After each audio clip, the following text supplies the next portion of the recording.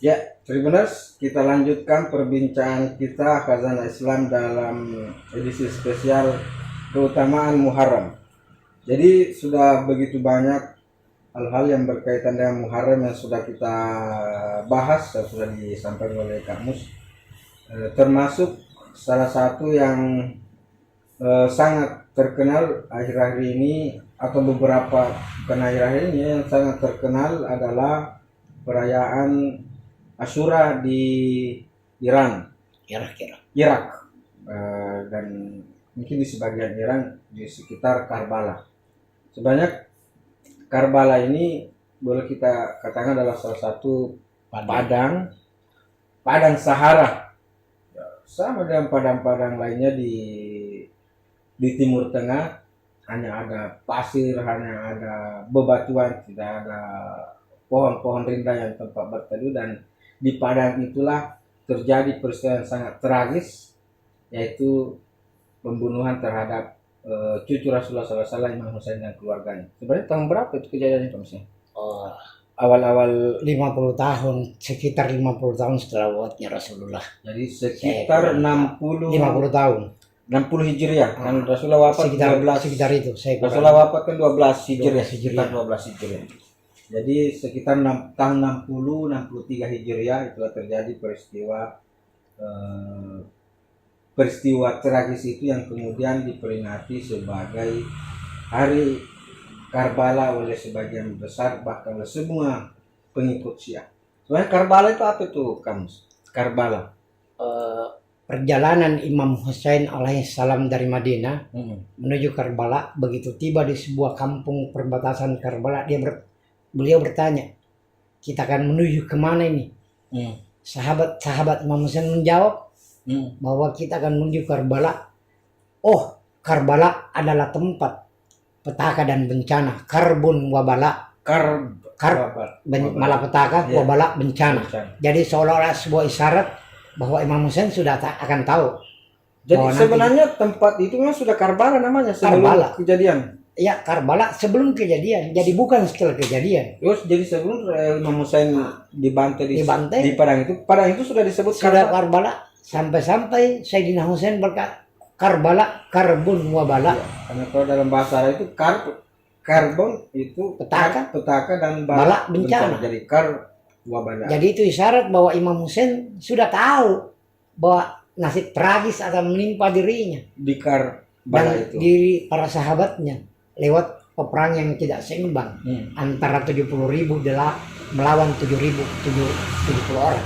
70 orang Imam Husain dan keluarganya dan melawan ribuan pasukan bersenjata lengkap dan terlatih dari Yazid bin Muawiyah yang dikomando oleh Ziyad ibnu Ziyad. Pasukan Ibnu Ziyad, ribuan pasukan Ibnu Ziyad ini, ini adalah pasukan terlatih yang memang sehari-hari dia suka kayak, kalau kita sekarang kayak pasukan khusus. Sementara Imam Husain dan keluarganya sebagian besar wanita, sebagian besar perempuan, dan sebagian besar ulama yang mungkin ada yang tidak bawa senjata, ada apa. Ya benar. Makanya ketika para anak-anak sahabat waktu itu yang ikut bersama Husain, yang bukan dari keluarga Husain, yang bukan dari keluarga Imam Husain, itu mau di depan. Lantas Imam Husain bilang di belakang, Anda biarkan kami yang depan menghadapi. Tapi anak-anak ini bilang, kalau begitu kami tidak mau, kami harus depan, karena yang mereka cari adalah Tuhan, bukan kami. Jadi kalau Tuhan yang terbunuh, kami tidak bakal diapa-apain. Kami depan, maka berperanglah secara heroik. Dan itulah akhirnya mereka ditakdirkan untuk meninggal semua, kecuali hanya beberapa diantaranya Ali Zainal Abidin waktu itu masih kecil, kanak-kanak, masih bayi, Sayyidah Sukainah, dan salah seorang anak dari Imam Hasan, kalau nggak salah Hasan al-Musannanya, yang selamat. Dari situlah menyebar. Dari situlah kemudian mereka lari ada ke Maroko, ada ke Aljazair, ada ke Mesir, menyebarlah, ada ke Iran, keturunannya menyebarlah sampai ke Makassar, sampai Al-Aidid di Cikoa. Banyaklah habaib. Sampai Assegaf di Makassar. Jadi itu hikmah di kerajaan Goa. Jadi sebenarnya Ahlus Sunnah memeriahkan itu bukan karena mensyukuri bergembira atas syahidnya Imam Hussein karena gembira patotoa ya artinya dalam bahasa Bugis ya patotoa bukan. Mereka bergembira karena hikmahnya bahwa dengan syahidnya Imam Hussein turunannya bersebar. Sehingga Islam itu bersebar. Menjadilah rahmatan lil alamin sesuai dengan janjinya Tuhan. Jadi sebenarnya kalau kita lihat rahmatan lil alamin terhadap Nabi, fama arsalnaka ila rahmatan lil alamin, termasuk di Karbala itu. justru bermula Setelah peristiwa Karbala, anak cucu Nabi bersebar di seantero negeri. Makanya kita tidak mau berandai-andai karena ini adalah takdir Tuhan dan ini adalah ketetapan yang mungkin sudah diskenarokan dengan baik oleh Allah Subhanahu wa taala. Tapi boleh kita membayangkan bahwa seandainya tidak ada Karbala, mungkinkah keturunan Nabi akan menyebar? Ya boleh saja. Seandainya pun tidak ada Karbala, keturunan Nabi pun akan menyebar. Akan tetap menyebar karena janji Tuhan. Tuhan. Rahmatan lil alamin. Inna sa'anaka wal abtar. Orang yang menghardik Nabi itu dia akan terputus keturunannya dan Nabi akan menyebar keturunannya ke seantero Jakarta Raya. Tidak ada keturunan yang sebesar keturunan Nabi saat ini yang terpelihara. Semua keturunan, semua nasab akan terputus kecuali nasab dari Rasulullah. Dan nasab Rasulullah bersambung sampai Nabi Ibrahim alaihissalam dan Nabi Ibrahim bersambung sampai ke Adam. Jadi nasab Adam, Ibrahim, Ismail sampai ke Rasulullah sampai hari ini. Cahaya-cahaya itu. Makanya ketika ada pendapat bahwa kedua orang tuanya Nabi masuk neraka, ini adalah batil. Sebagaimana orang tuanya Ibrahim Azar yang dibilang durhaka juga tidak batil itu, karena cahaya-cahaya itu turun temurun sampai hadirnya Rasulullah Sallallahu Alaihi Wasallam. Dan sampai akhir kandang. Hebatnya lagi Tribuners, siapapun yang mengaku keturunan Rasulullah dan memang dia keturunan Nabi pasti jadi menghafal nasabnya. Menghafal nasabnya. Seperti guru kita Syekh Abdurrahim As-Sakar di Makkah. Kalau dia ditanya itu dia bisa hafal bapaknya sampai Rasulullah dia hafal di luar kepala. Dan itulah salah satu keistimewaan dari keturunan Rasulullah. Hanya saja yang perlu kita pertegas bahwa semua keturunan Nabi itu sayyid. Tapi habaib itu keturunan Nabi yang ulama. Tidak semua juga keturunan Nabi bisa disebut habaib, tapi pasti mereka sayyid. Pasti sayyid, tapi belum tentu habaib. Yang habaib itu yang berperilaku terpuji, ulama, punya pengetahuan dalam tentang Islam, itu habaib. Karena ada juga keturunan Nabi yang lebih memilih jadi pedagang. Itu bukan habaib, tapi sayyid. Mereka pun harus dihargai. Karena ada darah Nabi yang mengalir pada darahnya. Oke, Tribuners, begitu mudah-mudahan pemahaman kita soal Muharram ini akan semakin sempurna. Dan mungkin akan lebih sempurna lagi kalau kita lebih mengetahui sebenarnya ada apa sebenarnya yang ada di dalam Muharram ini. Masih adakah kejadian lain di Muharram ini, Kamus, yang sehingga kita ini yang terakhir barangkali saya bangga, saya bahagia karena adanya Muharram, adanya Asyura, karena dari Asyura kami terlahir. Dari Asyura? Kami terlahir. Artinya kalau tidak Asyura kita tidak ada. Menurut ulama kami, salah seorang ulama besar, Syekh Nisabuddin, Syekh Shihabuddin bin Salama Al-Qalyudi, salah satu dari kemuliaan Muharram diterimanya tobatnya Adam alaihissalam dan dipertemukannya kembali Adam alaihissalam dengan istrinya Hawa. Itu pada 10 Muharram. Sehingga pertemuan itu mereka lahir. Seandainya Adam tidak bertemu lagi dengan Hawa, ya kemungkinan tidak ada keturunan, tidak ada semesta ini.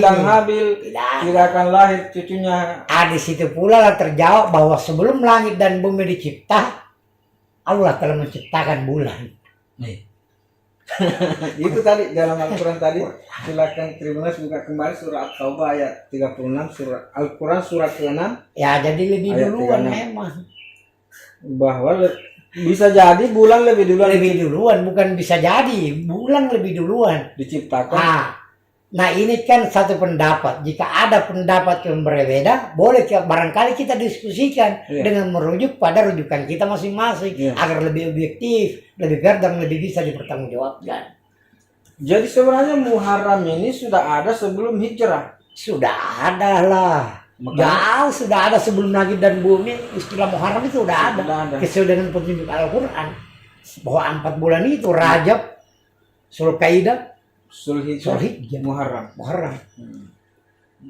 Nanti ditetapkan oleh di masa Khalifah Sayyidina Umar bahwa peristiwa hijrahnya Nabi dari Itu Mekah satu ke Muharram. Madinah itu 1 Muharram. Walaupun ada pendapat bahwa hijrahnya Nabi itu 12 adalah 12 Rabiul Rabiul Awal.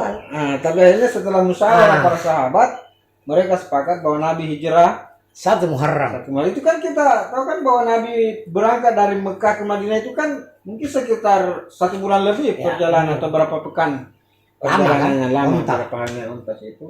Dan akhirnya tiba di Madinah dan disepakati bahwa kejadian itu terjadi pada bulan Muharram, dan Umar setelah berembuk dengan para sahabat, para pemimpin umat waktu itu mengatakan bahwa 1 Muharram itu adalah tahun baru Islam, Tahun baru Islam. untuk menginspirasi hijrah Nabi itu sebagai semangat perjuangan untuk lebih kemajuan Islam dan peradaban manusia ke depan. Ada pesan barangkali kamu sebelum kita mengakhiri bincang spesial kita Hasanah Islam keutamaan Muharram ini? Ya, kita jadikan Muharram ini sebagai bulan introspeksi diri Ya. untuk lebih banyak kita berbuat kebaikan. Kebaikan dan kebajikan. Hilangkan rasa benci. Iya. Jangan pernah memendam kebencian dengan sesama umat. Baik sesama agama maupun di luar agama kita. Karena betapapun selain sesama agama, mereka yang Yahudi, mereka yang Kristen, mereka yang Buddha adalah saudara semanusia dengan kita. Sama-sama ucapan, jangan kita saling menyakiti. Yes. Demikian, mudah-mudahan Muharram menjadi inspirasi bagi kita semua untuk selalu berbuat baik, selalu berbagi, dan tidak saling menyakiti. Tidak saling menyakiti. Demikian, minallahil musta'an wallahi tiklan. Assalamualaikum warahmatullahi wabarakatuh. Terima kasih sudah nonton. Jangan lupa like, subscribe, dan share ya.